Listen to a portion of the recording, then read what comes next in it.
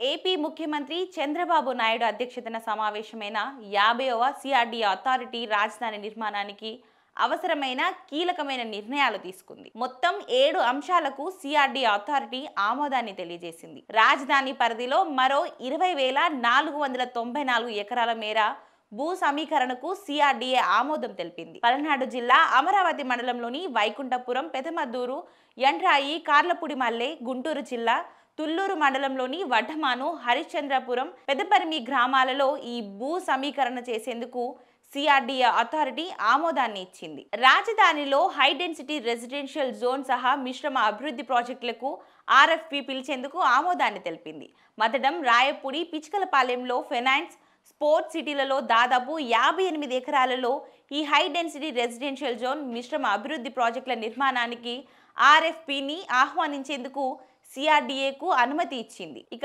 మదడంలో Vivanta, Hilton hotels, తుళ్లూరులో Hyatt Regency, లింగయ్యపాలెంలో Novotel సమీపంలో ఈ కన్వెన్షన్ సెంటర్ల నిర్మాణానికి 2.5 ఎకరాల చొప్పున కేటాయిస్తూ అథారిటీ నిర్ణయం తీసుకుంది. మరోవైపు రాజధాని అమరావతిలో జరుగుతున్న నిర్మాణ పనులకు కృష్ణానది నుంచే ఇసుకను చేసుకునేందుకు సిఆర్డీఏకి అనుమతి మంజూరు చేసింది. ప్రస్తుతం రాజధానిలో 49,040 కోట్ల విలువైన పనులు జరుగుతున్న రీత్యా రానున్న 2 ఏళ్లలో వివిధ ప్రాజెక్టులకు 160 లక్షల క్యూబిక్ మీటర్ల ఇసుక అవసరమవుతుందని సిఆర్డీఏ అంచనా వేసింది. రాజధానికి నిర్మాణానికి అవసరమయ్యే ఇసుకను ప్రకాశం బ్యారేజ్ ఎగువన డిస్టిలింగ్ చేసేందుకు అనుమతి ఇవ్వాలని జలవనరుల శాఖను సిఆర్డీఏ కోరింది. 2 ఏళ్ల పాటు రాజధాని ప్రాజెక్టుకు అవసరమైన ఇసుకను తవ్వుకునేందుకు సిఆర్డీఏ అథారిటీ ఆమోదాన్ని తెలియజేసింది. ఇసుక డిస్టిలేషన్ ప్రక్రియకు 286 కోట్ల మేర వ్యయం కానున్నట్లు అధికారులు తెలిపారు.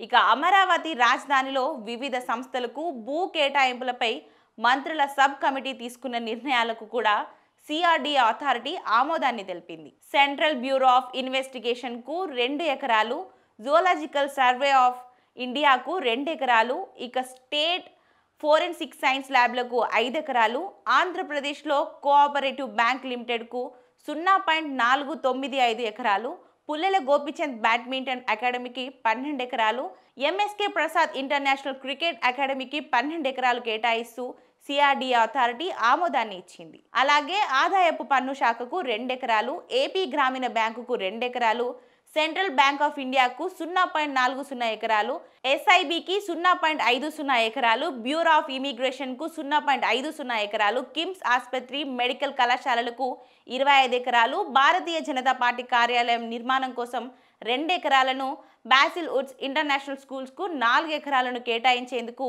సిఆర్డీఏ అథారిటీ ఆమోదాన్ని ఇచ్చింది. అలాగే gas authority of India limited, Ambika groups కు గతంలో కేటాయించిన 1.40 ఎకరాలను రద్దు చేస్తూ అథారిటీ నిర్ణయం తీసుకుంది. ఇక రాజధాని ప్రాంతంలోని మంగళగిరి సమీపంలో E15 రహదారిపై 4 లైన్ల ఆర్ఓబి నిర్మాణానికి సిఆర్డీఏ అథారిటీ ఆమోదాన్ని తెలియజేసింది. ఇక అమరావతిలో ఎయిర్పోర్ట్ నిర్మాణం విషయంలో కేంద్రంతో సంప్రదింపులు చేయాలని అధికారులకు సీఎం చంద్రబాబు నాయుడు సూచించారు. రాజధానిలో నిర్మించ తలపెట్టిన ఏ ప్రాజెక్ట్ ఆలస్యం కాకుండా చూడాలన్నారు. కొత్తగా వచ్చే ప్రాజెక్టులకు అనుమతులను వేగవంతంగా ఇవ్వాలని సీఎం చంద్రబాబు నాయుడు స్పష్టం చేశారు. నిర్మాణ పనులు సరిగ్గా చేయని సంస్థలకు నోటీసులు ఇచ్చి వివరణ తీసుకోవాలని, గడువులోగా పూర్తి చేసేలా నిర్దేశించాలని ముఖ్యమంత్రి చంద్రబాబు నాయుడు చెప్పారు.